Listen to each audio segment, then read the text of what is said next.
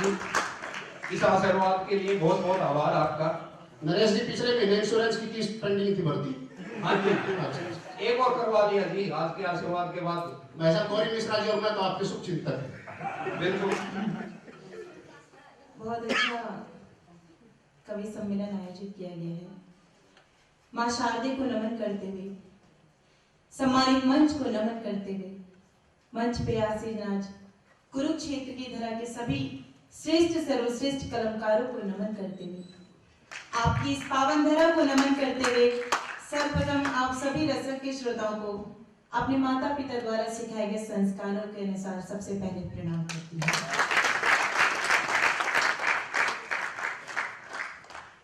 ये मेरा सौभाग्य है, आदरणीय शैलेंद्र शर्मा जी के आदेश पर मैंने नैनीताल से कुरुक्षेत्र तक की दूरी पूरी की। उस सोफे से इस माइक तक की यात्रा मैंने आदरणीय गुलाब जी के आदेश पर पूरी की, पर अब इस माइक से मैं आप सबके दिल तक की यात्रा आपकी मोहब्बत भरी तालियों द्वारा पूरी करना चाहती हूँ। आपकी तालियां किसी कविता का वो मापदंड नहीं होती है कि किसी की कविता अच्छी है या नहीं है। आपकी तालियां मंच पे आए हर एक कलमकार के लिए क्या मायने रखती है। सर्वप्रथम अपने काव्य पाठ को प्रारंभ करने से पहले हर एक कवि की ओर से मैं आपकी तालियों की परिभाषा देना चाहती हूँ, ताकि यहाँ से आप समझ जाएंगे कि आपको कितना मन, कितना मान सम्मान अपने तालियों के रूप में देना है। लेकिन उससे पहले मैं डीजे वाले बाबू से रिक्वेस्ट करना चाहूंगी, इसका इको बढ़ा दीजिए, बेस कम कर दीजिए। बेबी को बेस पसंद नहीं है। शुक्रिया, पढ़ती हूँ।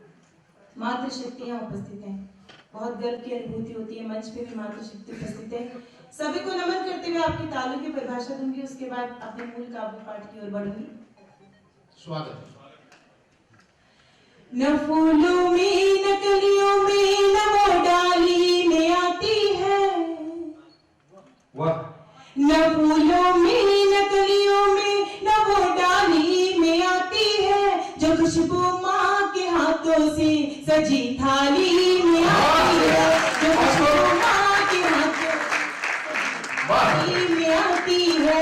वो एक आवाज जो आती किसी मंदिर की घंटी से, वो एक आवाज जो आती किसी मंदिर की घंटी से, वही आवाज हमको आपकी ताली में आती है, वही आवाज हमको आपकी ताली में है। और यही परिभाषा मैं चाहती हूँ आप ध्यान में रखिएगा, और आपकी ताली जो हमारे लिए इतना मायने रखती है, हमें ऐसा लगेगा अगर हम इस तीरथ पे अपने काव्य पाठ को करने आए हैं तो हमारी तीरथ की सफलता हमारे भगवान रूपी ये श्रोता देंगे। इस उम्मीद से मैं कहना चाहती हूँ, पराए लोग हैं इसमें, नई दुनिया पराई है। कुरुक्षेत्र की इस पावन धरा पे पहली बार आगमन है मेरा, इसलिए मैं ये बात कहना चाहती हूँ, क्योंकि श्रृंगार रस की कवित्री मुझे कहा जाता है। पर मेरा ये मानना है कि बेशक श्रृंगार पढ़ने वाली कवित्री मोहब्बत को ही लिखती है, लेकिन जिंदगी में अगर मोहब्बत आ जाए तो शायद हर तरह की लड़ाई भी अपने आप खत्म हो जाती है। बिल्कुल। और आज हमारे देश में और पाकिस्तान के देश में सिर्फ इसी बात का अंतर है कि मोहब्बत खत्म हो चुकी है, नफरतें बढ़ चुकी हैं। इसलिए मैं कहना चाहती हूँ, पराए लोग हैं इसमें, नई दुनिया पराई है। घुला संगीत सांसों में, मोहब्बत मुस्कुराई है। वो जिन गीतों में वीरों की महक महसूस होती है, वो जिन गीतों में वीरों की महक महसूस होती है, उन्हीं गीतों की एक गंगा तुम्हारे गाँव आई है, तुम्हारे गाँव आई है। मेरे सभी भाई बहनों ने, मेरी सभी बड़ी आदरणीय माताओं ने, सबने बहुत अच्छा काव्य पाठ किया। इसलिए मैं कहना चाहती हूँ, हालांकि मैं बहुत लंबी दूरी तय करने के साथ साथ, आपको शायद ही पता नहीं है, 15 दिन से मेरी आंखें जागी हुई हैं। 15 दिन से लगातार कार्यक्रमों के चलते मैं बिल्कुल भी सोई नहीं हूँ। आपका बेपना आशीर्वाद, बेपना मोहब्बत अगर मुझे यहाँ से मिलेगी तो शायद मेरी थकावट दूर हो जाएगी। इस उम्मीद से मैं कहना चाहती हूँ कि मैं किस कारण यहाँ आने की हिम्मत जुटा पाई हूँ। पढ़ती हूँ, जहाँ दुश्वार है राहें वहीं आराम लिखा है, जहाँ दुश्वार है राहें वहीं आराम लिखा है।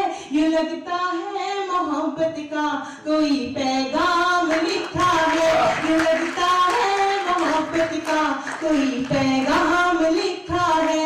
मैं अपना घर समझ करके चली आई यहाँ क्योंकि, मैं अपना घर समझ करके चली आई यहाँ क्योंकि तुम्हारे दिल के दरवाजे पे मेरा नाम लिखा है, तुम्हारे दिल नाम लिखा है। और एक निवेदन और करना चाहती हूँ, आप अपनी सभी जिम्मेदारियों को छोड़ के, महत्वपूर्ण कार्यों को छोड़ के अगर हम सभी कवियों को सुनने के लिए, हमारी रचनाओं को सुनने के लिए आए, तो एक निवेदन ये करना चाहती हूँ कि मिलाकर वक्त से आंखें हर एक लम्हा चुरा ले हम। मिलाकर वक्त से आंखें, मेरे पंक्तियों के साथ कि मिलाकर वक्त से आंखें हर एक लम्हा चुरा ले हम, जो अपने हो नहीं पाए उन्हें अपना बना ले। शुक्रिया। बात दूसरी पंक्ति पे ताली बजाने की नहीं थी, लेकिन मैं जानती हूँ कि आप मेरा उत्साह बढ़ाना चाहते हैं। उम्मीद करती हूँ चौथी पंक्ति के मेरे निवेदन को स्वीकार करके मेरी बात का समर्थन करेंगे आप, कि मिलाकर वक्त से आंखें हर एक लम्हा चुरा ले हम, जो अपने हो नहीं पाए उन्हें अपना बना ले हम। यहाँ ढूंढने से भी खुशियां कहाँ मिलती जमाने में। आज पैसे से हर कुछ खरीदना संभव है सिवाय मुस्कुराहट के। कि यहाँ ढूंढने से भी खुशियां कहाँ मिलती जमाने में, चलो अपने ही गम पे आज थोड़ा मुस्कुरा दे।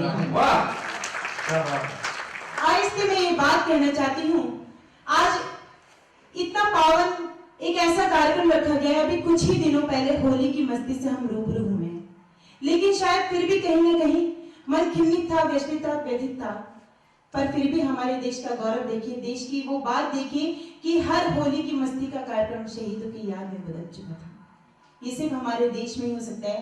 आइए प्रारंभ करते हूँ मैं भी उस काव्य पाठ को, जो शायद आपके दिल के कोने में बसे हुए उस एक दर्द को उजागर करेगा, जो शायद मंच का हर एक कवि अभी तक उजागर करता हुआ आया है।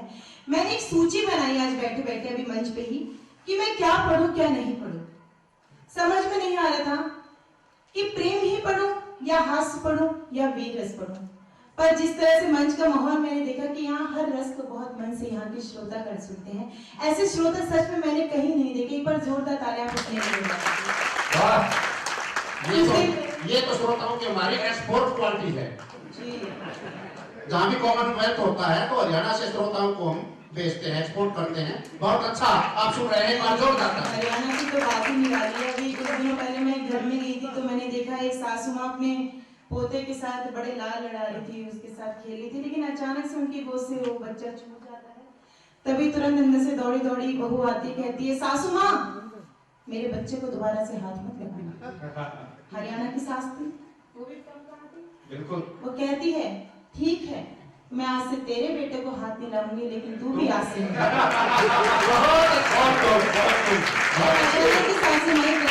और मैं ये भी कहना चाहती हूँ, बलवान जी ये सच में इतने बलवान हैं कि बीवी के सामने बैठ के ऐसी ऐसी बातें कर गए, इनकी हिम्मत को मैं दाद देती हूँ।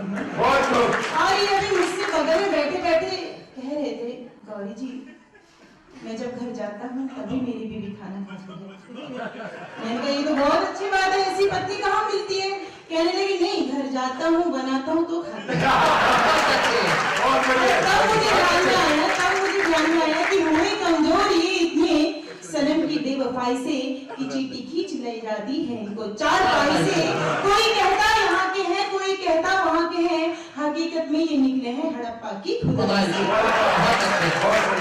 हिम्मत की दाद देती हुई बहुत हिम्मत के साथ काव्य पाठ कर रहे थे, लेकिन ये बात बिल्कुल सच्ची है कि हमारे देश के हर एक युवा पीढ़ी को जितना सलाम किया जाए, जितना सैल्यूट किया जाए वो कम है। बेशक आज मंच पे आपको हंसाने का काम करते हैं, लेकिन सरहद पे हमें बचाने का भी काम करते हैं। और चलिए मैं अपने मेन काम की ओर बढ़ती हूँ और सभी ने पाकिस्तान को बहुत अच्छे से निपटा दिया है, कुछ मेरे लायक बचा ही नहीं। आज मुझे ऐसा लग रहा था कि मैं कुछ ना भी पढ़ो तो काफी रहेगा, लेकिन बात लिफाफे की है पर अपनी जिम्मेदारी पूरी करना चाहती हूँ और देश की बेटी होने के नाते मंच भी आपको सुनना चाहते हैं। बिल्कुल, ये मेरा सौभाग्य है कि आज मैं इतने पवित्र मंच पे हूँ, इतने पवित्र श्रोताओं के बीच हूँ। कुछ लोग कह रहे थे कि श्रोता कम है, लेकिन ये कुरुक्षेत्र की वो धरा है जहाँ पे 100 से अधिक संख्या में कुछ ऐसे कौरव थे जो कुछ पांडवों के सामने हार गए थे, और वो पांडव मेरे सम्मुख ये दूध से निकला हुआ वो माखन है, वो क्रीम है जो एक पवित्र ऐसे श्रोताओं के बीच ही काफी पाठ हो सकता है जहाँ शहीदों की धरती पे हमेशा शहीदों की चिताओं पे मेले लगते रहते हैं। तब मैं कहना चाहती हूँ उसी पाकिस्तान के लिए जिसने 14 फरवरी की वो भयंकर घटना, एक ऐसी दुर्घटना की थी जिसको किसी की भी उम्मीद नहीं थी, तब मैंने लिखा था और कहा था, वही आज भी कहना चाहती हूँ। तेरी बेशर्मियों की और जुल्मों की कहानी है, वो हमेशा पीठ पर बात करता है, उसकी खासियत है। तेरी बेशर्मियों की और जुल्मों की कहानी है, ये वीरों की नहीं लगती है कायर की निशानी है, ये वीरों की नहीं लगती है कायर की निशानी है। कभी भी सामने आकर कहीं लड़ना नहीं आया, कभी भी सामने आकर कहीं लड़ना नहीं आया। ऐ पाकिस्तान तेरी नाव अब के डूब जानी है, ऐ पाकिस्तान अब के डूब जानी है। और वो हमेशा हमारी खामोशी को हमारी कमजोरी समझ बैठते हैं, हम उसे बच्चा बच्चा समझ के माफ करते हैं, लेकिन वो अपने बाप को सोचता है, उसका बाप वो बहन अपने बाप को सोचता है कि मेरा बाप तो डर गया, लेकिन उसे पता ही नहीं है कि हमारा हिंदुस्तान हमेशा प्रेम की भाषा बोलता है। और तब कहता है, कभी मत सोचना तुझसे कभी कोई जंग हारेंगे, कभी मत सोचना तुझसे कभी कोई जंग हारेंगे, रहेगा प्यार से तो हम तेरा रास्ता निहारेंगे, रहेगा प्यार से तो हम तेरा रास्ता निहारेंगे। उरी का हमला या कारगिल केवल इशारा था, उरी का हमला या कारगिल केवल इशारा था। अगर अभी नहीं सुधरा तो घर में घुस के मारेंगे, अगर तो घर में घुस के मारेंगे। और यही बात को जब समझ में नहीं आती उसके, तब मैं उससे ये बात बहुत ही वीरता के तरीके से कहना चाहती हूँ। हमारे देश में देखिए, एक बात किसी ने कही थी कि देशद्रोहियों की बात, ये बिल्कुल सही बात है। जो पुलवामा की घटना हुई थी उसमें कहीं से कहीं तक उन पाकिस्तानियों का हाथ रहा हो या ना रहा हो, लेकिन हमारे देश के कुछ देशद्रोहियों का हाथ जरूर था। और खासतौर पे उन लोगों के लिए मैं कहना चाहती हूँ जो, मैं आचार संहिता जिसकी आप पूरी तरह से, पर मैं कहना चाहती हूँ कुछ लोग जो कहते हैं कि हमारे देश के सैनिक तो तनख्वाह ही मरने की लेते हैं, तब मैं उनसे कहना चाहती हूँ भगत सिंह जी की याद में आज ही मंच सजाए गए। तब मैं ये कहना चाहती हूँ, कोई भूल चूक आप लगे तो भी मेरा प्रोत्साहन कीजिएगा, मेरा उत्साह बढ़ाएगा। अगर आपको लगे देश की बेटी ने बिल्कुल सच्ची बात कह दी है, सुनिएगा। स्वागत। न वो शामिल दीवानी में वो ईदों में नहीं होता, न वो शामिल दीवानी में वो ईदों में नहीं होता, भगत आजाद बिस्मिल्लाह हमीदों में नहीं होता, भगत आजाद बिस्मिल्लाह हमीदों में नहीं होता। जब होता है वो मजदूरों किसानों का ही होता है, जब होता है वो मजदूरों किसानों का ही होता है। किसी नेता का बेटा क्यों शहीदों में नहीं होता, किसी नेता का बेटा क्यों शहीदों में। और यकीन मानिएगा इसी बात पे मैं कहना चाहती हूँ, हर एक मजहब को पूजा है, मेरे सामने एक ऐसी ताकत बैठी हुई है जिसके आगे हर ताकत व्यर्थ है। और ये बात मैं इसलिए भी कहना चाहती हूँ, शायद आपको ये पता हो या ना ज्ञात हो, लेकिन देश की पहली ऐसी युवा कवित्री हूँ जो सबसे पहले कारगिल में जा करके सैनिकों के सम्मुख काव्य पाठ करते हैं। बहुत अच्छा।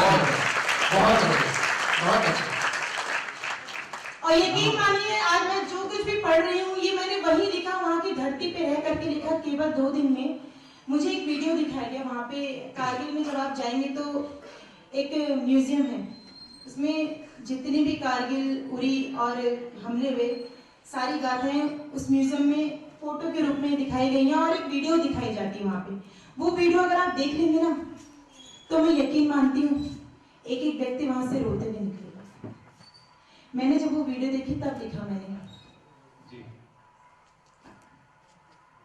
हर एक मजहब को पूजा है, सदा अपना धर्म कहकर। वो सैनिक जहां सब कुछ होता है, कारगिल की धरती पे, लेह लद्दाख आप जब जाएंगे उससे जैसे ही आगे बढ़ेंगे तो वहां देखेंगे सैनिक के पास सब कुछ होता है, लेकिन सिर्फ क्या नहीं होता है, परिवार नहीं होता है। फिर भी वो कहता है और हम कहते हैं उसके लिए, हर एक मजहब को पूजा है, सदा अपना धर्म कहकर, लिए हथियार हाथों में, ये इंसान का कर्म कहकर, चलो आवाज में उसकी, चलो आवाज में उसकी करे आवाज हम शामिल, वतन से हो गया रुखसत जो वंदे मातरम कहकर, वतन से हो जो वंदे मातरम कहकर। और उसके पीछे पीछे यहाँ बहुत अच्छी बातें मेरे देश की बड़ी कवित्रियों ने कही है। उन्होंने बिल्कुल सही बात ये कही है कि देश का सैनिक जब लड़ने जाता है तो अकेले नहीं जाता है। मेरे फौजी भाई जितने भी यहाँ बैठे हैं, एक छोटी सी भूमिका बनाना चाहते हैं। इससे पहले कि मैं देश की नारी की वो गाथा गाऊं जो शायद सारी गाथाओं से बढ़कर होती है, उससे पहले मैं एक छोटी सी भूमिका में उस सैनिक के मन की बात कहना चाहती हूँ जो पहली बार अगर वर्दी में आता है, पहली बार भर्ती होता है, पहली बार युद्ध करने जाता है, उसके मन की बात कहना चाहती हूँ। आपको लगे कि मैंने एक बहुत प्रसिद्ध गीत जो इस बीच काफी प्रसिद्ध हुआ, उसकी धुन पे वो लिखने की इसलिए कोशिश की ताकि मेरे मन की बात आपके दिल तक बहुत आसानी से पहुंचे, जिसको हम पैरोडी कहते हैं जी। और उम्मीद करते यहाँ से आप मुझ तक पहुंचेंगे और मुझ तक उन सैनिकों तक पहुंचेंगे। जी, स्वागत। सरहदों, इसको फोन को सुनिए। सरहदों की नजर दुश्मनी मुल्क पर, उस सैनिक को याद रखिएगा जो पहली बार गया है लड़ाई करने, और उसकी खुशी को भी सोचिएगा जो पहली बार में शहादत को प्राप्त हो जाता है। पढ़ते हैं, सरहदों की नजर दुश्मनी मुल्क पर, पहली गोली चलाई मजा आ गया। सरहदों की नजर दुश्मनी मुल्क पर, पहली गोली चलाई मजा आ गया। सरहदों की नजर दुश्मनी मुल्क पर, सरहदों की नजर दुश्मनी मुल्क पर, पहली गोली चलाई मजा आ गया। पहली गोली चलाई मजा आ गया। कुछ हुआ यूं असर, कुछ हुआ यूं असर, पाक में फैला डर, पहली गोली चलाई मजा आ गया। सरहदों की नजर पर, पहली गोली चलाई मजा आ गया। और वो क्या कहता है सुनिएगा, जो मैंने एक बात कही थी मंच की हर एक नारी ने कही थी, क्या कही थी सुनिएगा।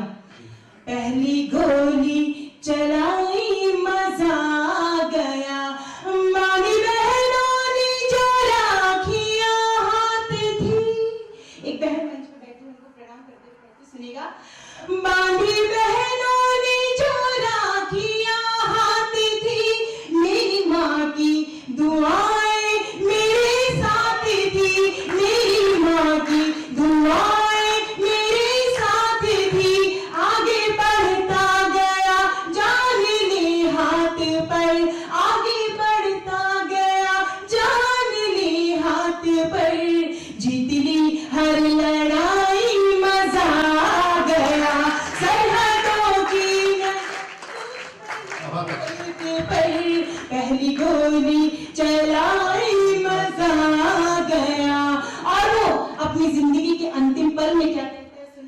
आशीर्वाद दीजिएगा।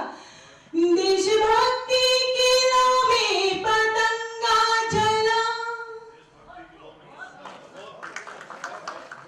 देशभक्ति के नामे पतंगा जला, साथ में हर कदम पे तिरंगा चला, साथ में हर कदम पे तिरंगा चला, सर पे मैंने तिरंगे का पहना कफन।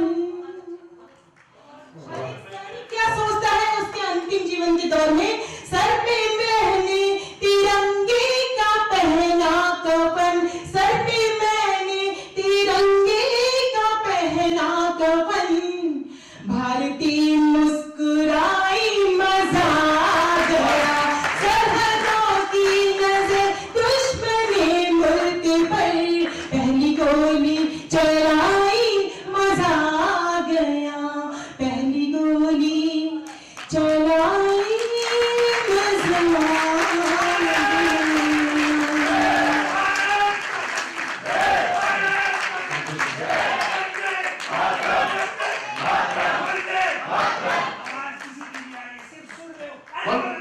उन सैनिकों की तरफ से आप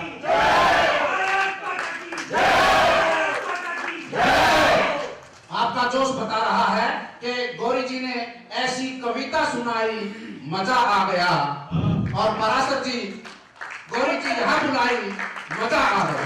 बहुत अच्छा, बहुत जोरदार तालियां।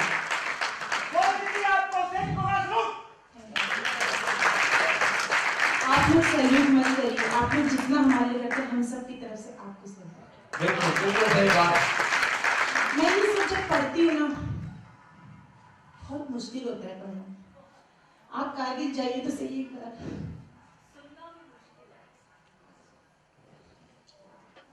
देखिए एक बार जाइएगा आप लोग कारगिल। ये कवि हृदय है, और देखिए गौरी जी जहां जाके आई है उस स्थान को, उस समय को याद करके आज उनकी आंखों में आंसू। सोचो वो पल, बिल्कुल आप तो खुद कारगिल में रहे हो रविंदर जी।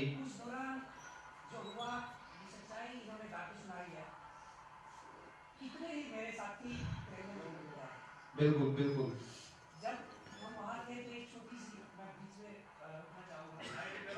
माइक दे दो, माइक।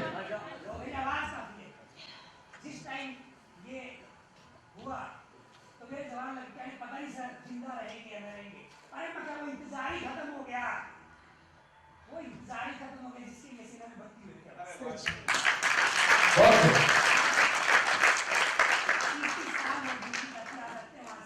लेकिन वो पल जाता देश के लिए करने का मौका मिला।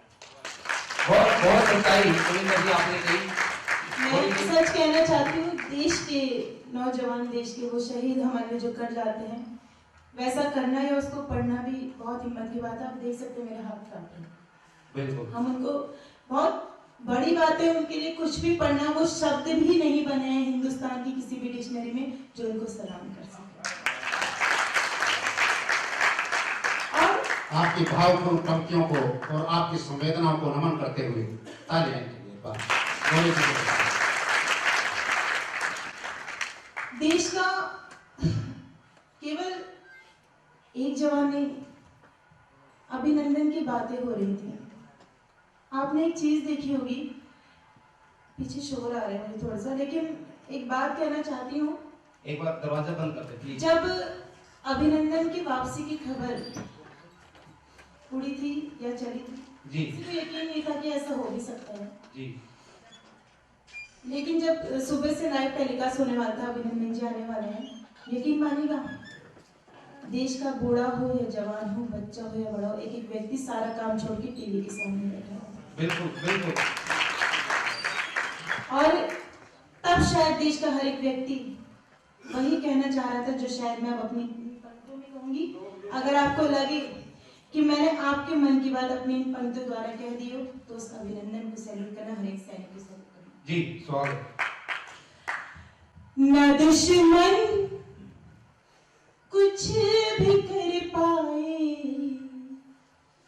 अभिनंदन नमन तुमको, न दुश्मन कुछ भी कर पाए, अभिनंदन नमन तुमको, हरा कर मौत को आए, अभिनंदन नमन तुमको, हरा बहुत बढ़िया, बहुत बढ़िया। अभिनंदन नमन तुमको, भले ही दुश्मनों के बीच में थे, मुश्किलों में तुम, भले ही दुश्मनों के बीच में थे, मुश्किलों में तुम, मगर हरगिज न घबराए, अभिनंदन नमन तुमको, हरा कर मौत को आए, अभिनंदन नमन तुमको। और अब चलिए बढ़ते हैं, उस नारी को अभिनंदन करते हैं जो नारी कहीं ना कहीं उस वक्त टूटी होगी जिस वक्त उसकी चोरी चढ़ी होगी। 14 फरवरी की वो घटना जिसको लोग बहुत हल्के तरीके में भी ले रहे होंगे, काफी सारे सैनिकों की नई नई शादियां हुई थी और वो भी शहीद हुए थे और काफी उनके वीडियो वायरल हुए। आपको पता है जब वो वीडियो वायरल हो रहे थे, व्हाट्सएप पे सब जगह जा रहे थे, आप लोग को तो खुशी हो रही कि हमने वायरल करके इसमें इतने सारे लाइक, इतने सारे व्यूअर्स, इतने सारे मेंबरशिप जोड़ ली, लेकिन बार बार जब वो दृश्य उस पत्नी के सामने आ रहा था उसको कितनी तकलीफ हो रही होगी, किसी ने सोचा? ये भी इसी भारत देश का एक हिस्सा है जो शायद किसी भी भाव से एकदम अलग होकर के ये नहीं सोचता है कि बार बार वही चीजें सामने क्यों लाई जा रही है जिससे उस पत्नी को इतनी पीड़ा हो रही है जो शायद सारी पीड़ा से बढ़ करके होती है। और ये होली भी चली गई, दिवाली भी चली जाएगी, पर इस होली पे क्या उसकी पड़ोसन उसके पास रंग लगाने नहीं आई होगी?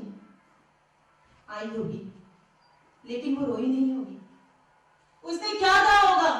मैंने बहुत हिम्मत करके सिर्फ इसलिए कारगिल की धरती की माटी को मैं अपने घर पे लेकर के आई हूँ, हमेशा उसको प्रणाम करते हूँ, शायद कुछ लिख देती हूँ तब मैंने लिखने की कोशिश की है। और लेकिन उस गीत की केवल 4 पंक्तियां पढ़ूंगी, अगर मुझे इस धरती से आशीर्वाद मिल गया तो घर जाके उस गीत को पूरा करूंगी, लिखूंगी और अगली बार जब अगर मुझे यहाँ आने का सुअवसर मिला उस गीत को पूरा पढ़ करके जाऊंगी। लेकिन पहली 4 पंक्तियां उसकी मुंह दिखाइयां करना चाहती हूँ, उसका मुखड़ा पढ़ना चाहती हूँ, जजमाना चाहती हूँ आप सबसे। आप लोग उसको जांचेंगे और परख करके बताएंगे कि मैंने उसके मन की बात लिखी है या नहीं। वो वीरांगना क्या कहती है होली पे अपनी सखी से, सुनिए। ए सखी मुबारक तुझको, एरी सखी मुबारक तुझको, रंगों का त्योहार। एरी सखी मुबारक तुझको, रंगों का त्योहार। मेरे पिया तो गए खेलने होली सरहद पार। एरी सखी मुबारक तुझको, एरी सखी मुबारक तुझको, रंगों का त्योहार। एरी सखी मुबारक तुझको, रंगों का त्योहार। मेरे पिया तो गए खेलने होली सरहद पार। मेरे पिया तो गए खेलने होली सरहद पार। और वो दुआ भी देती है उसको, तेरे चेहरे पर रंगों की, तेरे चेहरे पर रंगों की पड़ती रहे फुहार। तेरे चेहरे पर रंगों की पड़ती रहे फुहार। मेरे पिया तो गए खेलने होली सरहद पार। मेरे पिया तो गए खेलने होली सरहद पार। और हमारे देश की वही नारी जो आज, मैं सच कहती हूँ, कल मैं एक कार्यक्रम में गई थी, जीसीआई ने यहाँ बहुत सपोर्ट किया है, उनकी वजह से आज ये सनातन कार्यक्रम इतना प्रसिद्ध हुआ है। मैं दोनों ही संस्थाओं को नमन करती हूँ। मैं जीसीआई कोटा स्टार परिवार में भी गई थी, यकीन मानिएगा इतना मान सम्मान, इतना अपनापन ये परिवार देता है। एक बार जोरदार तालियां सनातन संस्था और जीसीआई के लिए हो जाए। एक बात कहना चाहती हूँ, वहां मैंने एक बात देखी और उसी वक्त मैंने ये 4 पंक्तियां लिखी और गढ़ी और कहने की कोशिश की है। मैं सैल्यूट करते हुए, यहाँ उपस्थित सभी मातृशक्ति को सैल्यूट करते हुए एक बात कहना चाहती हूँ कि हमारे देश की नारी जब पुलिस की वर्दी में होती है जी, उसके घर में छोटे छोटे बच्चे भी होते हैं। मैं अक्सर एयरपोर्ट पे जाती हूँ, होली के दिन भी मेरा प्रोग्राम 21 तारीख को मुंबई में था। मैं पटना से मुंबई पहुंची थी और एयरपोर्ट पे मैंने देखा जो चेकिंग करते वक्त लेडीज होती है वो पुलिस की वर्दी में थी और वो उस वक्त भी अपने काम में बिजी थी और पूरे मन से काम कर रही थी। और मैंने उनसे कहा आज होली है, हैप्पी होली। तो कहने लगी हाँ हैप्पी होली। मैंने कहा क्या हुआ? कह रही कुछ नहीं, घर से फोन आ रहे हैं, हस्बैंड डांट रहे हैं, बच्चे अलग रो रहे हैं, मम्मी कहाँ, बहुत सारी चीजें कहने लगी। मैंने कहा आपको मैं सैल्यूट करती हूँ कि आप होली के दिन भी अपनी सारी जिम्मेदारियों को एक किनारे रख के देश की रक्षा ही तो कर रही है, जो कि पूरी तरह से चेकिंग करती है और बिल्कुल भी उस भाव को नहीं आने देती कि हम होली नहीं मना पा रहे हैं। तब देश की ऐसी नारी को याद करके मेरे मन में किसका ख्याल आता है? मेरा इशारा अगर आप समझ जाए तो उनको सैल्यूट करेगा, यहाँ बैठी हर एक नारी को सैल्यूट करेगा। लड़ी थी डट के गोरों से कहानी याद आती है, जो शोलों पर चली थी वो जवानी याद आती है। लड़ी थी डट के गोरों से कहानी याद आती है, जो शोलों पर चली थी वो जवानी याद आती है। मुझे जब इस वतन की बेटियां दिखती है वर्दी में, मुझे जब इस वतन की बेटियां दिखती है वर्दी में, मुझे उस वक्त वो झांसी की रानी याद आती है। एक बार पुनः तालियां। क्या उपमा दी है? बहुत खूब। ये सिर्फ हमारे देश की नारी ही कर सकती है। हमारे देश की नारी तो और भी बहुत कुछ कर सकती है, पर मैं केवल कुछ पंक्तियों में देश की नारी का गौरव पढ़ना चाहती हूँ। वो देश की नारी जो ऐसे वीर सपूतों को जन्मती है। मंच पे सबने वो बात कही, लेकिन मैं उनकी गाथा अब यहाँ पढ़ना चाहती हूँ जो शायद मंच से अब तक नहीं हुई है। और मैं मंच का ही आशीर्वाद लेकर के हर एक कवि के मन की बात इस गीत के माध्यम से पढ़ना चाहती हूँ। छोटा सा गीत है, आपका साथ मिल जाएगा तो मैं मानूंगी कि यहाँ सच में भारत की बेटी को कितना मान सम्मान मिलता है। जी, स्वागत।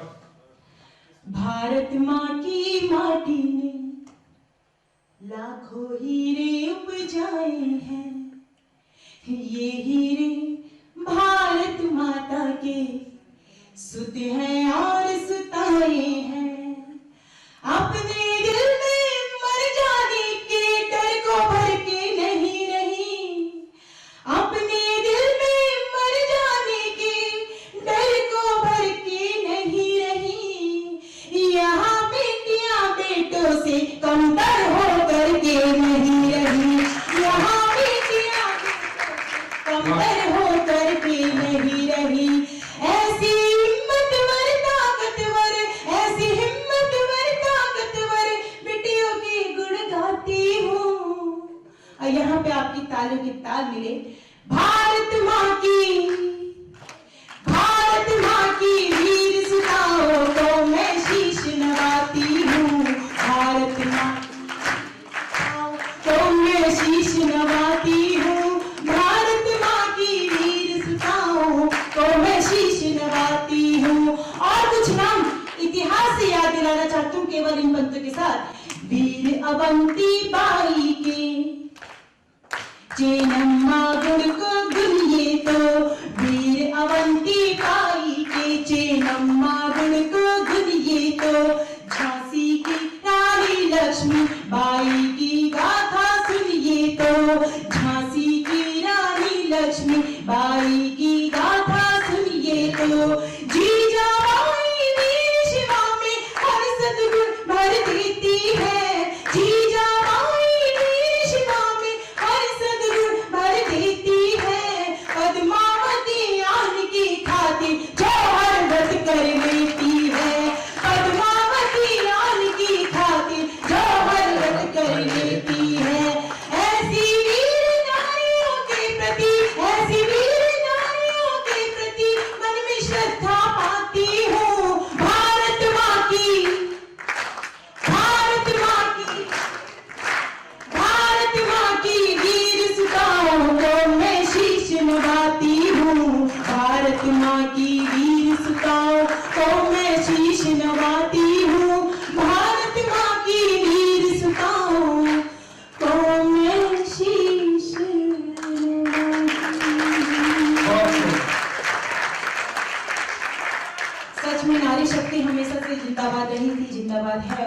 लेकिन एक दुख है जो पढ़ना चाहती हूँ।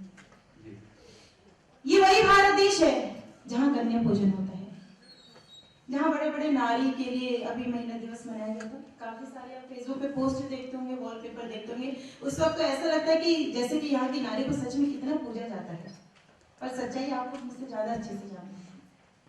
दहेज, भ्रूण हत्या, ये भी सिर्फ भारत में ही है जहाँ कन्या पूजन होता है, जहाँ लड़की को दुर्गा स्वरूप माना जाता है।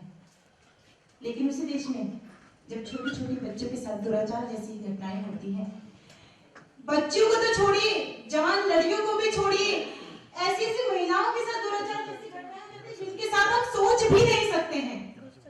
लेकिन मैं एक चेतावनी देना चाहती हूँ, अगर इस देश का कानून, कमी कहाँ पर है आप जानते हैं, देश के कानून में। देश का कानून, देश की व्यवस्था अगर नहीं सुधरी तो देश की नारी क्या से क्या हो जाएगी, या उसे क्या से क्या हो जाना चाहिए। मैंने 4 पंक्तों में कहने की कोशिश की है। मेरी बात सच्ची अच्छी हमारी लगे तो मेरी बात का समर्थन कीजिएगा कि बड़ी सुलझी है नारी, पर ये उलझन ले भी सकती है।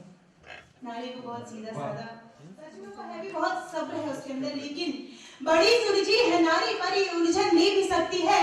उम्र भर जो किया तुम पे समर्पण ले भी सकती है। झुकाया सर नहीं तुमने जो मर्यादा की चौखट पर। आइए हम सब अपनी ओर से ऐसे पाखंडियों को तमाचा मारते हैं जो नारी को ऐसी दृष्टि से देखते हैं कि झुकाया सर नहीं तुमने जो मर्यादा की चौखट पर, तो धड़कर रूप रंग चंडी का गर्दन ले भी सकती है।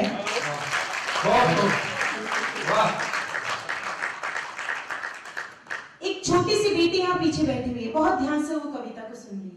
मुझे ये नहीं पता उसे हमारी कविता समझ में आ रही है या नहीं समझ में आ रही है, लेकिन वो बहुत तल्लीनता के साथ हर एक कवि की हर एक कविता को अभी तक सुनती आई है।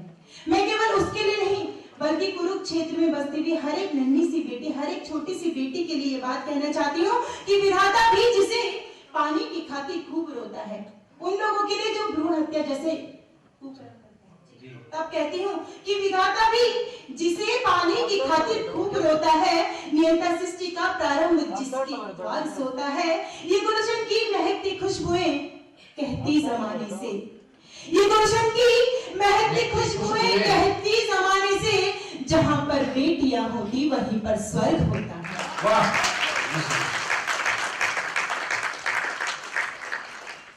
और बस इतना ही कहना चाहती हूँ कि जब कारगिल में टाइगर हिल पे मैंने एक कविता पढ़ी, टाइगर हिल शायद किसी के भी भुलाए ना भूले, आप सबको पता होगा कितनी बड़ी लड़ाई वहां से जीत करके आए थे, जिस कारण विजय दिवस भी मनाया जाता है।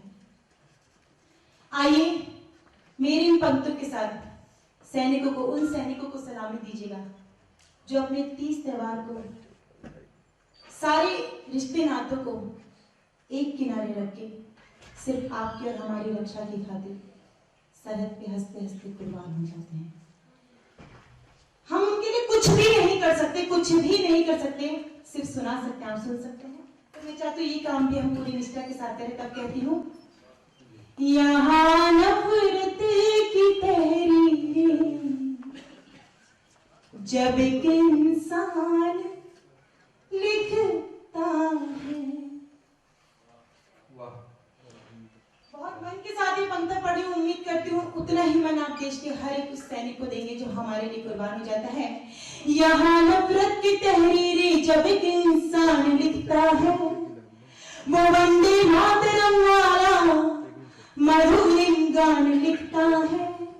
सभी त्योहार है कुर्बान उस सरहद के सैनिक पर। और मैं ये ना कहूँ कि आपकी तालियां मिले, बल्कि मैं चाहती हूँ जितने ऊंचे आपके हाथ खड़े हो, आप तो खुद खड़े होकर उन्हें सैल्यूट करेंगे मेरी इस कविता की अंतिम पंक्ति पे। यहाँ नफरत